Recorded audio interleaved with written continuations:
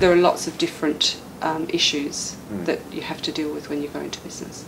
So certainly making sure, probably cash flow is the biggest issue that most people have, and certainly over time that was something that we found, particularly where you run accounts with people where they take a long time to pay, and you've certainly got to go chasing it, and it's a difficult thing to do, and you have to steel yourself to actually be able to pick up the phone and make the phone call and say to people, your account's now overdue, would you mind paying it? And you need to do it in a nice way, because obviously you still want them to be clients, but it can be quite difficult to do, and it's probably one of the least pleasant things, and it is often the thing that will make and break a business. That they, if they look at the books, they should have plenty of income, but when people pay slowly, it means that they still have to pay their suppliers, and then they're waiting for the money to come in. So that it is one of the most difficult things to do. And even if people are paying on time, I guess there's still about a 30-day lag? It depends on, yes, typically. It often depends, and certainly if you're dealing with bigger businesses, they tend to be slower to pay, and the government, as much as they have in place all of these things that tell you that they will pay quickly, certainly my experience with the government is sometimes you could wait 3 or 4 months, and that's a really long time if you don't have a lot of money behind you. Or when do people come and talk to you? Well, we get them at all stages. We get lots of people who come at the very beginning, before they even start their business, so that they'll come in, they think they've got a business idea, they will come in and have a talk to us then.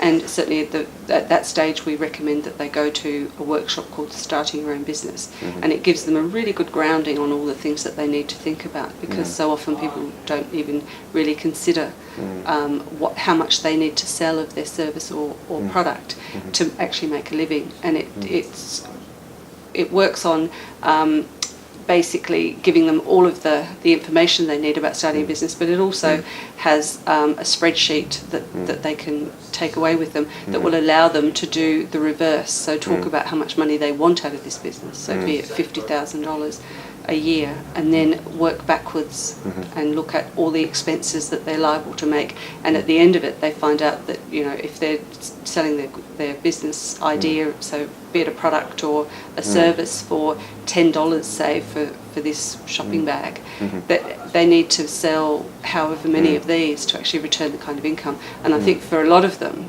that's a bit of an eye-opener. They think that they're going to open the doors, they've got a great idea, everyone's going to pour in and just buy their item, and it's rather a shock to their system when they figure out that they've got to sell 200,000 of these a year, and when you start talking about how many that is a week. So you ground people.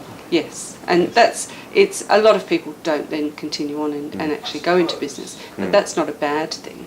It's a good thing that they're not going to go out there and give up their job and spend a lot of money when the reality is they probably were going to struggle to make some money. And a lot of people think that starting your own business means that you're going to make a great deal of money and work 4 days a week, whereas the opposite a lot of people do. They think that they come into it for lifestyle. And certainly when you talk to most small business owners, they don't work a 40-hour week. It's probably more like a 60-hour week. And that sort of thing's dealt in starting your own business? So yeah, it's a discussion around what your expectations are. And I think it's important to actually also think about your life goals and your business goals at the same time, because it really makes a lot of sense to make sure that your life goals actually match up with your business goals. If your life goals are to earn a great deal of money but retire at 50, or even just work 4 days a week, I think you need to think long and hard about whether setting up in business is the way to do that. If you look at lots of industries, if you look at the hospitality industry, for instance, and even if you're looking at it as just being a manager in the hospitality industry for a larger player, you're not going to be working a 40-hour week. They'll tell you it's a 9-to-5 job, but what they mean is you start at 7 and finish at 7, and maybe come in at weekends as well. Facilitate other people working 9 to 5. So what would be the second workshop, or is there a progression through the workshops? It starts off with starting your own business, then there is planning for your new business, which then goes more into more in depth into things like writing a business plan. And usually we see them coming back to us after the Starting Your Own Business workshop, and we will assist people to get going on a business plan, which is always a really good idea. if you've got a business plan, you're much more likely to be successful because you're aiming at something. And then we work with them on all kinds of things, like setting up your business structure. So there are lots of different opportunities for business structure. You can have a company, you can be a sole trader, you can go into a partnership if it's perhaps more than one person. And it makes a lot of sense to set your structure up for what suits your business. And there are advantages and disadvantages in all of the business structures. It's really very much a case of making sure that the person chooses the structure that suits them. And it's about protecting your assets as well. So if you become a company, it limits your risk. From their point of view, that if your company doesn't actually work out terribly well, you can at least protect your home. You don't have to put your home at risk and things like that. So that's important for people to think about. And after that would come? Then, we offer lots of different services. So we have a business services division, which helps people in that startup phase. We also run workshops, so specific workshops for people, like accurate costing for profitable pricing. We run MYOB bookkeeping type workshops. We have an import-export workshop. There are a whole range of different workshops that we run. And then we also offer mentoring services, so one-on-one help for people from there. We also have basically a business development area as well, where we run longer-term courses. So we take people who have been in business for a while, and we really help them develop their business and grow their business. So we've got a program called Business Accelerator Program, which is very much about assessing where the business is now and then working with them on their financial area of their business. So we will do a complete financial health check, and then also on their marketing, and then helping them develop an idea and grow their business forward. So making sure they've got the amount of capital they need, both in money and also in terms of the people to actually grow the business. It's not doesn't make sense to double the number of customers you've got if you then don't have the number of people to service them properly. So we help them look at all of those. So you sort of act as an extra brain. Well, yes. An extra several brains. And in a lot of ways we can actually help them with some one-on-one advice in the really technical areas, like if they need access to legal advice and to accountants and things like that.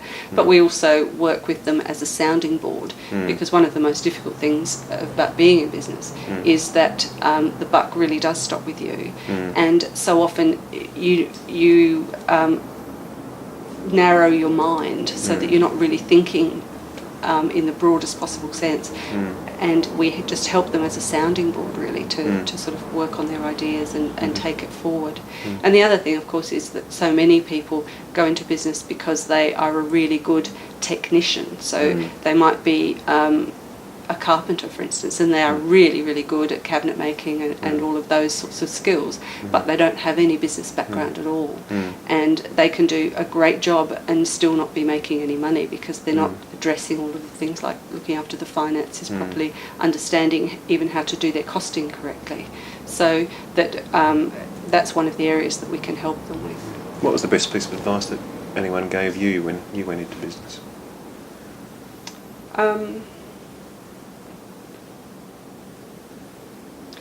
I think probably looking at the figures of the business that we were buying and understanding what it was we really needed to charge, and that perhaps discounting shouldn't be an option. So that was one of the things that we looked at in the way of developing market share. And so often people think, oh well, I'll undercut my price and undercut my competitors, and that often is really poor advice, because if you're giving discount, you need to be thinking of discounting in terms of how much profit you need to make to cover that. And it often isn't the right way forward. Sounds like good advice. Shall we leave it there? Yeah. Thank you very much. Okay.